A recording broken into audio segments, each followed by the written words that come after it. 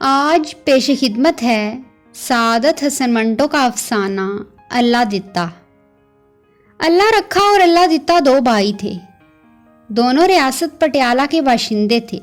ان کے آباء و اجداد البتہ لاہور کے تھے، مگر جب ان دونوں بھائیوں کا دادا ملازمت کی تلاش میں پٹیالہ آیا تو وہیں کا ہو رہا۔ اللہ رکھا اور اللہ دتا دونوں سرکاری ملازم تھے۔ ایک چیف سیکرٹری صاحب بہادر کا ارادلی تھا، دوسرا کنٹرولر آف اسٹورز کے دفتر کا چپڑاسی۔ دونوں بھائی ایک ساتھ رہتے تھے تاکہ خرچ کم ہو۔ بڑی اچھی گزر رہی تھی۔ ایک صرف اللہ رکھا کو، جو بڑا تھا، اپنے چھوٹے بھائی کے چال چلن کے متعلق شکایت تھی۔ وہ شراب پیتا تھا، رشوت لیتا تھا اور کبھی کبھی کسی غریب اور نادار عورت کو پھانس بھی لیا کرتا تھا۔ مگر اللہ رکھا نے ہمیشہ جسم پوشی سے کام لیا تھا کہ گھر کا امن و سکون درہم برہم نہ ہو۔ دونوں شادی شدہ تھے۔ اللہ رکھا کی 2 لڑکیاں تھیں، ایک بیاہی جا چکی تھی اور اپنے گھر میں خوش تھی۔ دوسری، جس کا نام سغرا تھا، 13 برس کی تھی اور پرائمری اسکول میں پڑھتی تھی۔ اللہ دتا کی ایک لڑکی تھی، زینب۔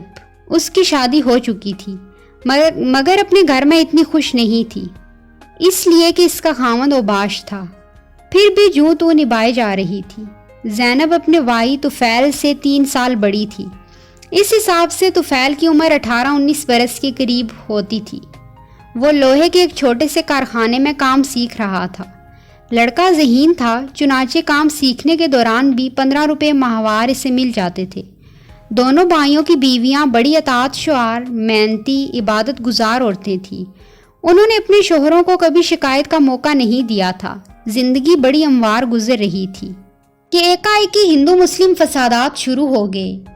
دونوں بھائیوں کے وہم و گمان میں بھی نہیں تھا کہ ان کے مال و جان اور عزت و آبرو پر حملہ ہوگا۔ انہیں افراتفری اور قسم پرسی کے عالم میں ریاست پٹیالہ چھوڑنا پڑے گی، مگر ایسا ہوا۔ دونوں بھائیوں کو قطعاً معلوم نہیں تھا کہ اس خونی طوفان میں کون سا درخت گرا، کون سے درخت سے کون سی ٹہنی ٹوٹی۔ جب ہوش و حواس کسی قدر درست ہوئے تو چند حقیقتیں سامنے آئیں اور وہ لرز گئے۔ اللہ رکھا کی لڑکی کا شوہر شہید کر دیا گیا اور اس کی بیوی کو بلوائیوں نے بے دردی سے ہلاک کر دیا۔ اللہ دتا کی بیوی کو بھی سکھوں نے کاٹ ڈالا۔ اس کی لڑکی زینب کا بدچلن شوہر بھی موت کے گھاٹ اتار دیا گیا تھا۔ رونا دھونا بیکار تھا۔ صبر شکر کے بیٹھ رہے۔ پہلے تو کیمپوں میں گلتے سڑتے رہے، پھر گلی کوچوں میں بھیک مانگا کیے۔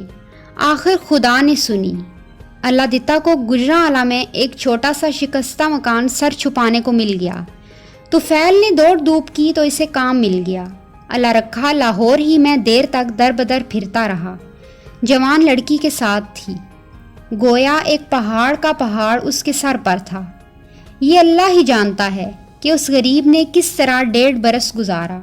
بیوی اور بڑی لڑکی کا غم وہ بالکل بھول چکا تھا۔ قریب تھا کہ وہ کوئی خطرناک قدم اٹھائے کہ اسے ریاست پٹیالہ کے ایک بڑے افسر مل گئے، جو اس کے بڑے مہربان تھے کہ ایکا-ایکی ہندو مسلم فسادات شروع ہو گئے۔ دونوں بھائیوں کے وہم و گمان میں بھی نہیں تھا کہ ان کے مال و جان اور عزت و آبرو پر حملہ ہو جائے گا اور انہیں افراتفری اور قسم پرسی کے عالم میں ریاست پٹیالہ چھوڑنا پڑے گی، مگر ایسا ہوا۔ دونوں بھائیوں کو قطعاً معلوم نہیں تھا کہ اس خونی طوفان میں کون سا درخت گرا، کون سے درخت سے کون سی ٹہنی ٹوٹی۔ جب ہوش و حواس کسی قدر درست ہوئے تو چند حقیقتیں سامنے آئیں اور وہ لرز گئے۔ اللہ رکھا کی لڑکی کا شوہر شہید کر دیا گیا تھا اور اس کی بیوی کو بلوائیوں نے بے دردی سے ہلاک کر دیا تھا۔ اللہ دتا کی بیوی کو بھی سکھوں نے کاٹ ڈالا تھا۔ اس کی لڑکی زینب کا بدچلن شوہر بھی موت کے گھاٹ اتار دیا گیا تھا۔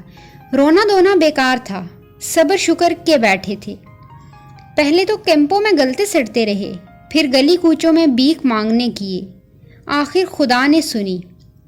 اللہ دتا کو گجرانوالہ میں ایک چھوٹا سا شکستہ مکان مل گیا۔ طفیل نے دوڑ دھوپ کی تو اسے کام مل گیا۔ اللہ رکھا لاہور ہی میں دیر تک در بدر پھرتا رہا۔ جوان لڑکی ساتھ تھی، گویا ایک پہاڑ کا پہاڑ اس کے سر پہ تھا۔ یہ اللہ ہی جانتا ہے کہ اس غریب نے کس طرح 1.5 برس گزارا۔ بیوی اور بڑی لڑکی کا غم وہ بالکل بھول چکا تھا۔ قریب تھا کہ وہ کوئی خطرناک قدم اٹھائے کہ اسے ریاست پٹیالہ کے ایک بڑے افسر مل گئے جو اس کے بڑے مہربان تھے۔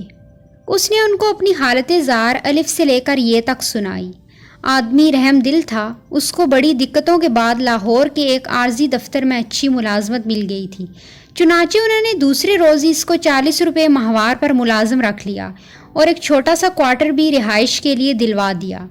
اللہ رکھا نے خدا کا شکر ادا کیا جس نے اس کی مشکلات دور کی۔ اب وہ آرام سے سانس لے سکتا تھا اور مستقبل کے متعلق اطمینان سے سوچ سکتا تھا۔ سغرا بڑے سلیقے والی سگڑ لڑکی تھی۔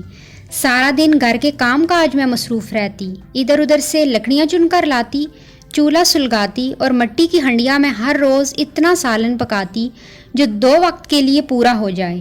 آٹا گوندتی، پاس ہی تندور تھا، وہاں جا کر روٹیاں لگوا لیتی۔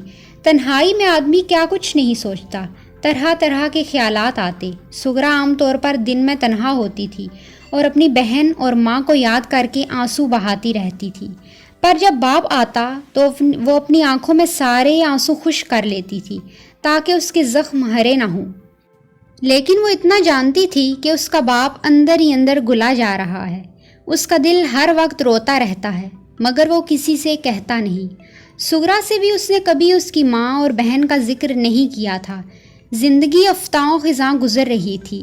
ادھر گجرانوالا میں اللہ دتا اپنے بھائی کے مقابلے میں کسی قدر خوشحال تھا، کیونکہ اسے بھی ملازمت مل گئی تھی اور زینب بھی تھوڑا بہت سلائی کا کام کر لیتی تھی۔ مل ملا کے کوئی 100 روپے ماہوار ہو جاتے تھے جو تینوں کے لیے بہت کافی تھے۔ مکان چھوٹا تھا مگر ٹھیک۔ اوپر کی منزل میں طفیل رہتا تھا، نچلی منزل میں زینب اور اس کا باپ، دونوں ایک دوسرے کا بہت خیال رکھتے تھے۔ اللہ دتا اسے زیادہ کام نہیں کرنے دیتا تھا، چنانچہ منہ اندھیرے اٹھ کر صحن میں جھاڑو دے کر چولہا سلگا دیتا تھا اور زینب کا کام ہلکا ہو جاتا تھا۔ وقت ملتا تو وہ 3 گڑے بھر کر گڑونچی پر رکھ دیتا تھا۔ زینب نے اپنے شہید خاوند کو کبھی یاد نہیں کیا تھا، ایسا معلوم ہوتا تھا جیسے وہ اسے بھول ہی گئی ہو۔ وہ خوش تھی، اپنے باپ کے ساتھ بہت خوش تھی۔ بعض اوقات وہ اس سے لپٹ جاتی تھی، طفیل کے سامنے بھی۔ وہ اس کو خوب چومتی تھی۔ سغرا اپنے باپ سے ایسے چہل نہیں کرتی تھی، اگر ممکن ہوتا تو وہ اس سے پردہ کرتی تھی، اس لیے نہیں کہ وہ کوئی نامحرم تھا، نہیں، صرف احترام کے لیے۔ اس کے دل سے کئی دفعہ یہ دعا اٹھتی تھی، یا پروردگار میرا باپ میرا جنازہ اٹھائے۔ بعض اوقات کئی دعائیں الٹی ثابت ہوتی تھیں، جو خدا کو منظور تھا وہی ہونا تھا۔ غریب سغرا کے سر پر غم و اندوں کا ایک پہاڑ ٹوٹنا تھا۔ جون کے مہینے میں دوپہر کو دفتر کے کسی کام پر جاتے ہوئے تپتی ہوئی سڑک پر اللہ رکھا کو ایسی لو لگی کہ بے ہوش ہو کر گر پڑا۔ لوگوں نے اٹھایا، اسپتال پہنچایا، مگر دوا دارو نے کوئی کام نہ کیا۔ سغرا باپ کی موت کے صدمے سے نیم پاگل ہو گئی۔ اس کے قریب قریب آدھے بال نوچ لیے۔ ہمسایوں نے بہت دم دلاسا دیا، مگر یہ کارگر کیسے ہوتا؟ وہ تو ایسی کشتی کے مانند تھی جو اس کا بادبان ہو نہ کوئی پتوار اور بیچ منجدار کی آن پھنسی ہو۔ پٹیالہ کے وہ افسر جنہوں نے مرحوم اللہ رکھا کو ملازمت دلوائی تھی، فرشتہ رحمت ثابت ہوئے۔ ان کو جب اطلاع ملی تو دوڑے آئے۔ سب سے پہلے انہوں نے یہ کام کیا کہ سغرا کو موٹر میں بٹھا کر گھر چھوڑ آئے اور بیوی سے کہا کہ وہ اس کا خیال رکھے۔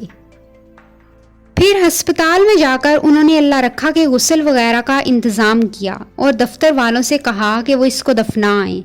اللہ دتا کو اپنے بھائی کے انتقال کی خبر بڑی دیر کے بعد ملی۔ بہر وہ لاہور آیا اور پوچھتا پوچھتا وہاں پہنچ گیا جہاں سغرا تھی۔ اس نے اپنی بھتیجی کو بہت دم دلاسا دیا، بہلایا، سینے کے ساتھ لگایا، پیار کیا، دنیا کی بے ثباتی کا ذکر کیا، بہادر بننے کو کہا۔ مگر سغرا کے پھٹے ہوئے دل پر ان تمام باتوں کا کیا اثر ہونا تھا؟ غریب خاموش اپنے آنسو دوپٹے میں خشک کرتی رہی۔ اللہ دتا نے میں آپ کا بڑا شکر گزار ہوں، میری گردن آپ کے احسانوں تلے ہمیشہ دبی رہے گی۔ مرحوم کی تجہیز و تکفین کا آپ نے بندوبست کیا، اور پھر یہ بچی جو بالکل بے آسرا رہ گئی تھی، اس کو آپ نے اپنے گھر میں جگہ دی۔ خدا آپ کو اس کا اجر دے۔